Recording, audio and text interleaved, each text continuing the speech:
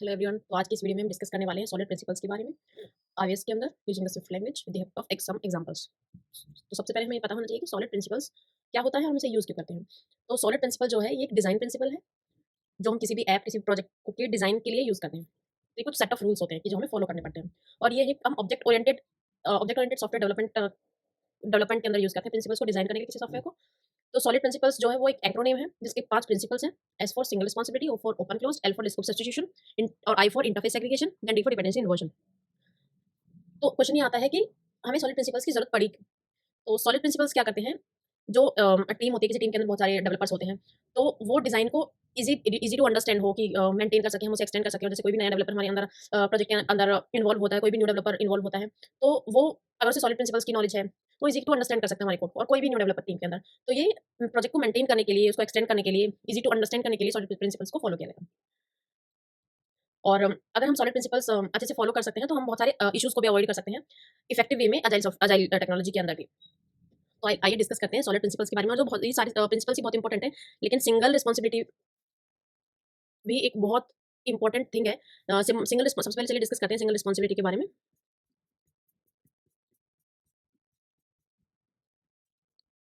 Single responsibility principle. तो single responsibility principle होता क्या है कि जब कोई क्लास या हमारे प्रोजेक्ट में जैसे क्लासेस मल्टीपल क्लासेस होती है, तो कोई भी क्लास देर जो डेफिनेशन कहती है वो ये कहती है कि there should have only one reason to change. Means एक ही रीजन होना चाहिए उस क्लास को चेंज करने का। मींस एक ही रिस्पॉन्सिबिलिटी होनी चाहिए उस क्लास की। मान लीजिए इनवॉइस बैंक, जैसे हमारे पास कोई इनवॉइस होता है, तो इनवॉइस क्लास जो होगी वो सिर्फ इनवॉइस का ही काम करे। Like invoice add delete methods multiple हो सकते हैं, बट रिस्पॉन्सिबिलिटी एक होनी चाहिए। लाइक इनवॉइस क्लास है तो इनवॉइस का काम करे, वो ईमेल का काम ना करे। तो ये होता है सिंगल रिस्पॉन्सिबिलिटी। इससे हम क्या करते हैं, कोड डुप्लीकेशन को भी रिमूव करते हैं और क्लास हमारी जो क्लीन होती है। अब यहाँ पे आप देखोगे ये एक ही क्लास है, ये मल्टीपल टास्क कर रही है, मल्टीपल रिस्पॉन्सिबिलिटीज है उसकी। और ये जो क्लासेस हैं वो सिंगल रिस्पॉन्सिबिलिटी है, ये क्लास एक ही काम करेगी। जैसे मैंने इनवॉइस का एग्जांपल लिया था, एक इनवॉइस क्लास या इनवॉइस मॉड्यूल होता है, वो क्या कर रहा है, वो इनवॉइस ऐड भी कर रहा है, इनवॉइस डिलीट भी कर रहा है, ईमेल भी सेंड कर रहा है, एरर्स को भी लॉग कर रहा है। तो ये इनवॉइस तो इसका अपना काम है, लेकिन ये एक्स्ट्रा काम भी कर रहा है ईमेल का एरर लॉगिंग का, जो नहीं होना चाहिए। तो यहाँ पे क्या हो गया, एक्स्ट्रा रिस्पॉन्सिबिलिटी वो निभा रहा है, तो वो सिंगल रिस्पॉन्सिबिलिटी का प्रिंसिपल यहाँ पे वायलेट कर रहा है। तो आइए कोड गो थ्रू करते हैं सिंगल रिस्पॉन्सिबिलिटी का, कि बहुत सारी रिस्पॉन्सिबिलिटीज नहीं होनी चाहिए, वरना एक फैट इंटरफेस भी यहाँ पे क्रिएट हो जाता है अगर हम सिंगल रिस्पॉन्सिबिलिटी प्रिंसिपल को सही से फॉलो नहीं करते हैं। तो क्लास फैट कैसे होगा, एक क्लास है कार। कार क्या करती है, कार में एक्सीलरेट होता है, ब्रेक होती है, लेफ्ट में जाता है, राइट में जाता है, फ्यूल भी ऐड कर रहे हैं, ऑयल्स को भी चेंज कर रहे हैं, रोटेट करें रोटेट करें टायर्स को, एडजस्ट करें ड्राइव सीट को, एसी टर्न ऑन करें, प्ले सीट करें। तो ये बहुत सारी रिस्पॉन्सिबिलिटीज हो गई यहाँ पे। अब यहाँ पे इस रिस्पॉन्सिबिलिटी को हम कैसे डिवाइड कर सकते हैं, तो ये बैड एग्जाम्पल है। मीन्स ये सिंगल रिस्पॉन्सिबिलिटी प्रिंसिपल्स को ब्रेक करा है यहाँ पे। अब ये सिंगल रिस्पॉन्सिबिलिटी प्रिंसिपल हम कैसे बना सकते हैं, तो इसमें देखिए क्या क्या कॉमन हो सकता है, एक्सेलेट, ब्रेक, लेफ्ट और राइट। तो ये सारी फंक्शनलिटी किस चीज़ की होती है, ड्राइव करने की, कि हम एक्सेलेट को यूज़ करते हैं, ब्रेक यूज़ करते हैं, लेफ्ट में टर्न करें, राइट में टर्न करें। ये ड्राइवेबल कार हो गई। देन आती है हमारे पास मेंटेन मीन्स हम अपना फ्यूल ऐड कर रहे हैं, ऑयल को चेंज कर रहे हैं, टायर्स को रोटेट कर रहे हैं। तो ये हमारी मेंटेन का केस हो गया। तो ये इसके लिए हम क्या क्लास बना सकते हैं, मेंटेनेबल। एडजस्ट, देन आता है ड्राइवर की सीट को एडजस्ट करना, एसी को टर्न ऑन किया, तो ये क्या है, इससे हमें क्या मिला, कंफर्ट मिला, प्ले कर रहे हैं सीडी को, तो ये कंफर्टेबल कार होगी। तो इस तरीके से हम रिस्पॉन्सिबिलिटी डिवाइड कर दी। अभी इनकी रिस्पॉन्सिबिलिटी एक ही है, इसकी रिस्पॉन्सिबिलिटी है कि कंफर्ट दिलाएगी, इसकी रिस्पॉन्सिबिलिटी है कि कार को मेंटेन करेगी और ये ड्राइव करेगा, इसकी रिस्पॉन्सिबिलिटी है। तो ये होता है सिंगल रिस्पॉन्सिबिलिटी प्रिंसिपल। जो नेक्स्ट आता है वो आता है हमारे पास, नेक्स्ट आता है I O for open closed. तो ये प्रिंसिपल बहुत ही सिंपल है, ओपन क्लोज्ड, इसका नेम ही बताता है। O for open, C for closed, open for extension and close for modification. तो ओपन फॉर एक्सटेंशन का क्या मतलब है कि जो हमारा कोड है या फिर जो हमारी क्लास है वो इजीली एक्सटेंडेबल होनी चाहिए, कि हम उसे एक्सटेंड कर सकें। लाइक कोई भी नया फीचर है, मैं उसे एक्सटेंशन में उसे एक्सटेंड कर सकें। और क्लोज फॉर मॉडिफिकेशन, जो हमारी बेस क्लास है, बेस क्लास को हम एक्सटेंड कर सकें, नया फीचर ऐड कर सकें इजीली, रिक्वायरमेंट में कोई भी चेंज आया है तो। बट जो उसका बेसिक मीनिंग है वो चेंज नहीं होना चाहिए। मीन्स हम इनहेरिट कर पाएँ क्लास को, लाइक क्लास है ए, और अब ए में कुछ न्यू फीचर ऐड किया है तो हम उसे क्लास बी में एक्सटेंड करें, यानी कि इनहेरिट करें। और स्विफ्ट की बात करें तो हम एक्सटेंशंस ऑफ दैट क्लास बी कर सकते हैं, एक्सटेंशन ऑफ क्लास ए। तो इनहेरिट करने के बाद हम उसमें नया मॉड्यूल ऐड कर सकते हैं। और क्यों क्लोज फॉर मॉडिफिकेशन क्यों होना चाहिए, जो ऑलरेडी हमारे इंप्लीमेंटेड मेथड थे वो वेल टेस्टेड थे। तो अगर हम अपनी बेस क्लास में चेंज कर देते हैं तो हमें उसे फिर से रीटेस्ट करना पड़ेगा। अगर हम फिर से हमें मींस उसी क्लास के अंदर हमें डायरेक्ट कोई भी चेंज नहीं करना चाहिए। अगर कोई नई चीज़ आई है हमारे पास तो हम उसे एक्सटेंशन में या फिर उसे इनहेरिट करके चेंज करना चाहिए। तो ये हमारा in other words we should be able to add new functionality to our code without modifying existing one. हम ऑलरेडी जो कोई क्लास बनाई है उसे चेंज किए बिना ही नए फीचर्स को ऐड करना। तो इससे हमें क्या क्या फायदे होते हैं, कोड को हम रीयूज कर सकते हैं, मॉड्यूलरिटी आती है कोड के अंदर। इंट्रोड्यूसिंग, अगर हम चेंज कर देंगे बेस क्लास को, तो उसे अगर हमारा OCP open close principle break हो रहा है और हम अपनी क्लास को बेस क्लास में चेंज कर देते हैं, तो उसे हमें रीटेस्ट भी करना पड़ेगा, बग भी आ सकते हैं अगर हम रीटेस्ट नहीं करते हैं तो ये इश्यूज हैं जो हम अवॉइड करते हैं। अब ओपननेस क्या होता है, a module is open if it is only available for extension. Open का मतलब है कि ये इसको सिर्फ हम एक्सटेंड कर सकते हैं। और क्लोज का मतलब है कि इसे हम सिर्फ यूज कर सकते हैं। तो ये हो गया ओपन क्लोज प्रिंसिपल। अब इसका हम कोड बेस पे डिस्कस करते हैं। तो एग्जांपल है हमारे पास एक पेमेंट गेटवे का, ये एक प्रोटोकॉल मैंने बनाया और एक बेस क्लास है। बेस क्लास में मैंने अपने प्रोटोकॉल को इंप्लीमेंट किया है। यहाँ पे डिपेंडेंसी इंजेक्शन फॉलो किया है पेमेंट गेटवे क्लास का, यानी कि सॉरी प्रोटोकॉल का, और यहाँ पे इसे इंप्लीमेंट किया है। अब इस पेमेंट गेटवे को मैंने अपने, अब हमारे पास मल्टीपल पेमेंट गेटवे हो सकते हैं। अब ये स्ट्राइप गेटवे जो क्या करा, ये पेमेंट गेटवे को क्या करा, इनहेरिट करा है। पेपल लिया, पेपल का मैंने पेमेंट गेटवे को इनहेरिट किया, यानी कि ये फंक्शनैलिटी जो प्रोसेस पेमेंट है वो यहाँ पे एक्सटेंड की है। देन यहाँ पे स्क्वायर एक नया आया हमारे पास, तो नए में मैंने फिर से उसको इनहेरिट किया। तो इसी ये क्या होता है हमारा ओपन क्लोज प्रिंसिपल। थर्ड आता है हमारे पास लिस्कोव सब्स्टिट्यूशन प्रिंसिपल। तो लिस्कोव सब्स्टिट्यूशन प्रिंसिपल क्या कहता है, object of a super class should be able to replace with object of a sub class without affecting the correctness of program. तो ये कहता है कि जो एक सुपर क्लास है उसको वो रिप्लेसेबल होनी चाहिए उसके सब क्लास के ऑब्जेक्ट के साथ। मींस अगर हमने कोई एक सुपर क्लास है, हमने एक सब क्लास बनाई है जो सुपर क्लास को इनहेरिट कर रही है, तो जो सब क्लास है वो उसके मेथड्स को एक्सेस कर सके और उसको यूज भी कर सके, without change in super class. Means उसकी करेक्टनेस पर कोई इफेक्ट नहीं पड़ना चाहिए। या फिर हम दूसरी लैंग्वेज में क्या कह सकते हैं, sub class should be able to extend और replace the functionality of its parent class without causing an issue in the code that use it.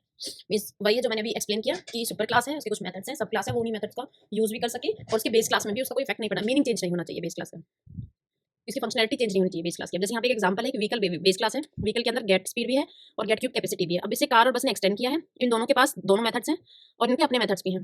तो जब हम व्हीकल क्लास को यूज करेंगे तो वो ऑब्जेक्ट ले सकती है किसका, बस का भी और कार का भी। और व्हीकल अब बस की स्पीड को गेट करेगा और ये कार की स्पीड को गेट करेगा, क्योंकि हमने व्हीकल को एक्सटेंड किया बट उसका बेसिक मीनिंग यहाँ पे चेंज नहीं हुआ।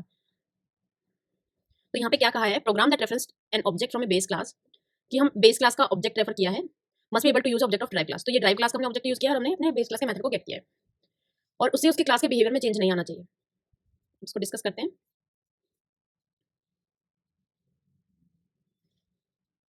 एक क्लास है रेक्टेंगल, उसका उसका विड्थ है, हाइट है और एक फंक्शन हमने डिक्लेयर किया एरिया। अब एक स्क्वायर क्लास है, स्क्वायर भी क्या होता है, एक रेक्टेंगल होता है। अभी हमने रेक्टेंगल को इनहेरिट किया और ओवरराइड कर दिया विड्थ को और हाइट को भी विड्थ बना दिया, किसकी, रेक्टेंगल की, super dot height. Then height को ओवरराइड किया और विड्थ को भी हाइट बना दिया। अगर हम विड्थ पास करें और हाइट पास करें तो दोनों केसेस में वो सेम होना चाहिए स्क्वायर के लिए। अब इसमें होता क्या, हमने एक स्क्वायर में विड्थ 10 पास करी और 10 पास करी हाइट, रेक्टेंगल लिया, रेक्टेंगल का ऑब्जेक्ट बनाया, उसमें स्क्वायर को पास कर दिया। अब रेक्टेंगल की हाइट मैंने दे दी 7 और विड्थ दे दी 5। तो इस केस में क्या होगा, 7 इंटू 5 ये क्या हो जाएगा हमारा 35। लेकिन हमें चाहिए क्या था, 5 इंटू 5 25 होना चाहिए था। ऐसा होगा क्यों, क्योंकि वो हाइट लेगा पहले 7 और हाइट को 7 कर देगा और यहाँ विड्थ लेगा और विड्थ को 5 को 7 को 5 कर देगा। तो ये इस केस में इसकी बेसिक मीनिंग चेंज हो गया यहाँ पे। तो इसको हम कैसे करेक्ट कर सकते हैं, प्रोटोकॉल बनाएंगे जनरिक, जिसमें एक एरिया होगा, रेक्टेंगल में हम ज्योमेट्री को फॉलो करेंगे, कंफर्म करेंगे। देन यहाँ पे हम कैलकुलेट करेंगे अपना एरिया का logic according to rectangle. Rectangle में क्या होता है, विड्थ इंटू हाइट होता है, स्क्वायर में क्या होता है, एज इंटू एज होता है, यानी कि एक ही जो हाइट होगी या विड्थ होगी दोनों सेम होती हैं। तो हम उसमें एक पैरामीटर लेंगे और एरिया के अंदर रिटर्न करने की, एरिया क्या कर रहा है कि एरिया कैलकुलेट करने, हाइट विड्थ वो ले नहीं रहा है, सीधा इंटीजर रिटर्न कर रहा है। तो यहाँ पे भी हमें एज इंटू एज करना है, तो यहाँ पे अब ये सही से फॉलो करेगा और दोनों को हम कंफर्म करेंगे ज्योमेट्रिक से। तो ये होता है कि हमारा बेस क्लास का मीनिंग चेंज नहीं होना चाहिए एक्सटेंड करने के बाद। देन थर्ड प्रिंसिपल हमारे पास आता है इंटरफेस सेग्रीगेशन। अब इंटरफेस सेग्रीगेशन ये नाम ही बताता है, ये इंटरफेस को सेग्रीगेट करता है। सेग्रीगेट का मतलब क्या होता है कि एक तरीके से हम मल्टीपल्स में डिवाइड करते हैं, मल्टीपल पार्ट में डिवाइड करते हैं। तो इसका इंटरफेस सेग्रीगेशन की डेफिनेशन क्या कहती है, client should not be forced to depend upon interfaces that they don't use. Means अगर मैं मान लीजिए मैं आइसक्रीम खाती हूँ और मैं वनीला खाती हूँ, मैं चॉकलेट आइसक्रीम या फिर मैं कहूँ स्ट्रॉबेरी का फ्लेवर मैं नहीं खाती हूँ, मैं सिर्फ वनीला खाती हूँ। तो मैं और मेरे पास मल्टीपल आइसक्रीम्स हैं, स्ट्रॉबेरी वनीला, तो मैं सिर्फ वनीला ही यूज़ करना चाहूँगी, ना कि स्ट्रॉबेरी। और फोर्सफुली मुझे वनीला खाना ही, स्ट्रॉबेरी खाना ही खाना पड़ेगा। सो वो उस क्लाइंट के लिए फोर्सफुल हो गया। तो यहाँ पे क्या कहते हैं, client should not be force to depend upon interfaces, कि क्योंकि प्रोटोकॉल्स में क्या होता है कि अगर हमारे पास एक प्रोटोकॉल है, उसके अंदर कुछ फंक्शन है और हम उस प्रोटोकॉल को कंफर्म कर रहे हैं, देन हमें वो सारे मेथड्स को इंप्लीमेंट करना ही पड़ेगा, इंप्लीमेंटेशन करनी होती है। अगर हम इसे, लेकिन कोई मेथड है जिसे हम यूज ही नहीं करना चाहते हैं, जो हमारे काम का ही नहीं है, तो हम उसे इंप्लीमेंट भी नहीं करना, हमें करना चाहिए। तो ये इसे फैट इंटरफेस कहते हैं कि अगर बहुत सारे इंटरफेसेस है जिसे हम नहीं यूज कर रहे हैं उसे भी इंप्लीमेंट करें, तो ये फैट इंटरफेस का एग्जाम्पल हो गया। तो हम किसी को फोर्स नहीं कर सकते हैं आइसक्रीम खाने के लिए। अब एक एग्जांपल है स्विफ्ट में जो एलएसपी का है, सॉरी आईएसपी का, इंटरफेस सेग्रीगेशन का, कोडेबल। अब कोडेबल क्या करता है, इसमें एनकोडेबल और डिकोडेबल का टाइप है लिया सकता है। डिकोडेबल के अपने मेथड्स हैं, एनकोडेबल के अपने मेथड्स हैं।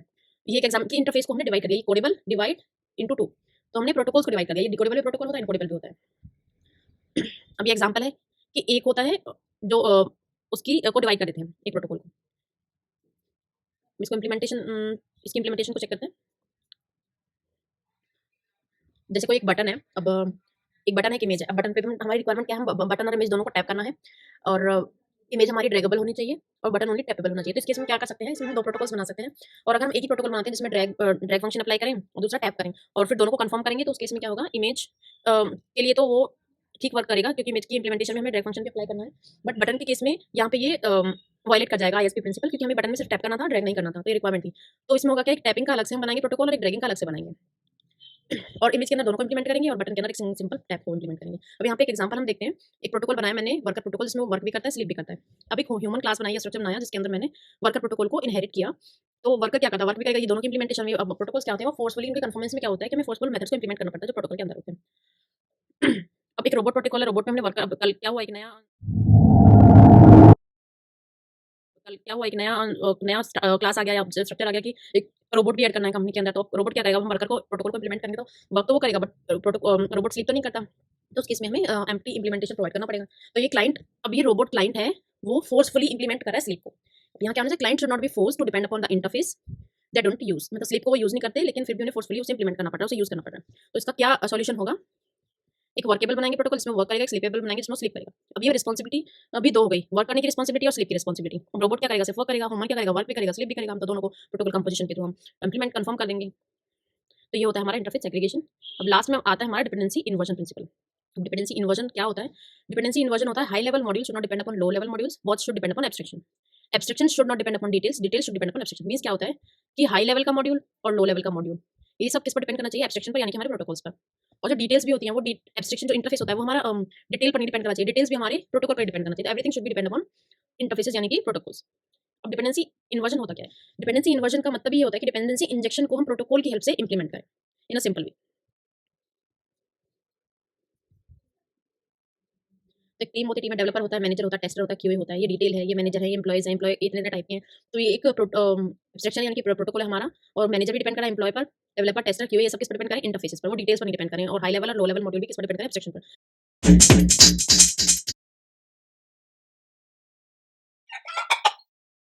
Dependency injection. अब डिपेंडेंसी इंजेक्शन क्या होता है, ये एक डिजाइन पैटर्न है जो आपको अलाउ करता है। ये एक ऐसी टेक्निक होती है जिसमें हम एक ऑब्जेक्ट दूसरे ऑब्जेक्ट को रिसीव करता है, या फिर एक ऑब्जेक्ट दूसरे ऑब्जेक्ट को पास करता है, जिस पर ये डिपेंड होता है। मींस एक डिपेंडेंसी होगी जिसको हम पास करेंगे डिपेंडेंसी को दूसरे ऑब्जेक्ट के अंदर। तो इसमें क्या होता है, एक क्लाइंट होता है और एक सर्विस होती है। जो क्लाइंट होता है वो रिसीव करता है और जो सर्विस होती है वो इंजेक्ट करती है उस डिपेंडेंसी को, जिस पर हमारा क्लाइंट डिपेंडेंसी, जो क्लाइंट यूज करना चाहता है, सर्विस उसको इंजेक्ट करती है ऑब्जेक्ट को। अब the code pass that service to the client, जो हम कोड लिखते हैं जो क्लाइंट को उस ऑब्जेक्ट को प्रोवाइड करता है, उसे कहते हैं injector, injector method. Injector client को बताता है कि उसको क्या सर्विस यूज करनी है। अब इंजेक्शन का मतलब होता है कि, अब इंजेक्शन से लेके चलो कि जब हम डॉक्टर के पास जाते हैं इंजेक्शन लगवाते हैं, क्लाइंट है जो लगवा रहा है और सर्विस है उसके अंदर जो मेडिसिन है, और जो इंजेक्टर है वो है हमारा जो इंजेक्शन को होल्ड करके रखा है, यानी कि वो जिसमें सुई लगी होती है ना, वो होता है इंजेक्टर। तो इंजेक्शन का मतलब होता है एक डिपेंडेंसी को पास करना किसी ऑब्जेक्ट के अंदर। इससे होता क्या है, हमारा कोड रीयूजेबल होता है, रीडेबल होता है, मेंटेनेबल होता है, टेस्टेबल होता है, और एब्स्ट्रैक्शन भी होती है साथ में हमारी। एब्स्ट्रैक्शन कैसे होती है कि हमें अंदर क्या है वो नहीं पता होता है। One more advantage of abstraction is what we can eliminate tight coupling. हम टाइट कपलिंग को एलिमिनेट कर देते हैं कि अब वो एक ही क्लास पर डिपेंड नहीं है। We can eliminate implement dependency injection in several ways. 3 तरीके से हम कर सकते हैं। इनिशियलाइजर, जिसको हम कंस्ट्रक्टर भी बोलते हैं, कंस्ट्रक्शन इंजेक्शन, सेटर या फिर प्रॉपर्टी इंजेक्शन, और इंटरफेस या फिर मेथड इंजेक्शन। तो डिपेंडेंसी इंजेक्शन क्या है, एक हमारे पास क्लास है और हमारे पास क्लाइंट्स है। ये डिपेंडेंसी 1 2 3 हमारी क्लाइंट है, और इंजेक्टर मेथड है जो किसी ऑब्जेक्ट को इंजेक्ट कर रहा है। इससे होता क्या है, advantage of dependency injection, keep code closely coupled, loosely coupled होता है, टाइटली कपल नहीं होता, इंप्रूव टेस्टेबिलिटी को इंप्रूव करता है। ये 3 मेथड्स हमारे कंस्ट्रक्टर में क्या होता है, हम इनिशियलाइजर के थ्रू इंजेक्ट करते हैं और डिपेंडेंसी को पास करते हैं इनिशियलाइजर्स के थ्रू। तो जैसे स्टॉक मैनेजर क्लास हो गई, इसके पास हमारे पास 2 हमारी डिपेंडेंसीज हैं, बाइंग मैनेजर और सेलिंग मैनेजर। तो ये दोनों हमने एक प्रॉपर्टी क्रिएट करेंगे, देन इनिशियलाइजर के अंदर इनको पास कर देंगे और इनको सेल्फ असाइन कर देंगे। तो ये होते हैं हमारे कंस्ट्रक्टर इंजेक्शन। देन आता है हमारे पास इसके अलावा जो डेवलपर्स हैं वो प्रेफर करते हैं सिंगलटन को यूज करना, जो इजी होता है यूज करना इनिशियली, बट जैसे जैसे हमारा कोड बेस इंक्रीज होता है तो वो टफ हो जाता है, तो टेस्टेबिलिटी भी रिड्यूस हो जाती है, टेस्ट करना भी उससे डिफिकल्ट हो जाता है। देन आता है हमारे पास मेथड इंजेक्शन। मेथड में क्या होता है, एज अ फंक्शन के अंदर हम पैरामीटर पास करते हैं डिपेंडेंसी को। जैसे कि क्लास हो गई हमारे पास, ये तो पैरामीटर्स हैं, फिर हमने इन पैरामीटर्स को पास किया फंक्शन के थ्रू। ये तो फंक्शन बनाए सेट करने के लिए। अब हम एग्जांपल लेके चलते हैं, यूटिलिटी क्लास है, उसके अंदर एक फंक्शन है एम्प्लॉय पे आउट, और इसके अंदर इन्होंने एक पे आउट पर डिपेंडेंसी इसकी और उसका ऑब्जेक्ट क्रिएट कर लिया फंक्शन के अंदर। इसको हम इंप्रूव कैसे कर सकते हैं, क्लास के अंदर हम इस फंक्शन के अंदर इसकी डिपेंडेंसी को पास कर सकते हैं। तो हमने क्या किया, हमने फंक्शन के अंदर डिपेंडेंसी को पास करके इसे टेस्टेबल बनाया है, लूजली कपल्ड। अब आता है प्रॉपर्टी इंजेक्शन। प्रॉपर्टी सिमिलर होता है कंस्ट्रक्शन इंजेक्शन के, और एक ही बार इसकी प्रॉपर्टी को असाइन करते हैं। जैसे कि हमने एक क्लास का ऑब्जेक्ट बनाया पर्सन, पर्सन के अंदर हमारे पास एक प्रॉपर्टी होगी जिसका नाम होगा क्लॉथ ऑर्गेनाइजेशन, और उसके अंदर हम क्लॉथ ऑर्गेनाइजर जो क्लास है उसको असाइन करेंगे। तो ये होते हैं हमारे डिपेंडेंसी इंजेक्शन। और डिपेंडेंसी इंजेक्शन में जो सबसे ज्यादा हम यूज करते हैं वो होता है हमारा कंस्ट्रक्टर इंजेक्शन यानी इनिशियलाइजर्स के थ्रू। अभी हमारा डिपेंडेंसी इन्वर्जन, क्योंकि डिपेंडेंसी इन्वर्जन क्या होता है, डिपेंडेंसी इंजेक्शन को प्रोटोकॉल की हेल्प से यूज करना होता है डिपेंडेंसी इन्वर्जन। तो अभी डिपेंडेंसी इंजेक्शन क्या होता है, एक क्लास होगी डेटाबेस, हमारे पास हमने एक प्रॉपर्टी क्रिएट करी, नेटवर्क रिक्वेस्ट जिस पर ही डिपेंड कर रहा है, एक क्लाइंट है डेटाबेस कंट्रोलर, ये इसकी डिपेंडेंसी है और हम इसे इंजेक्ट करें थ्रू द इनिशियलाइजर। तो ये डिपेंडेंसी है इसकी नेटवर्क रिक्वेस्ट। तो हमने इनिशियलाइजर के थ्रू इसको पास कर दिया, तो ये हो गया सिंपल एग्जांपल डिपेंडेंसी इंजेक्शन का और कंस्ट्रक्टर इंजेक्शन का। एक नेटवर्क रिक्वेस्ट है, ये क्या हमारी सर्विस क्लास है, ये सर्विस है।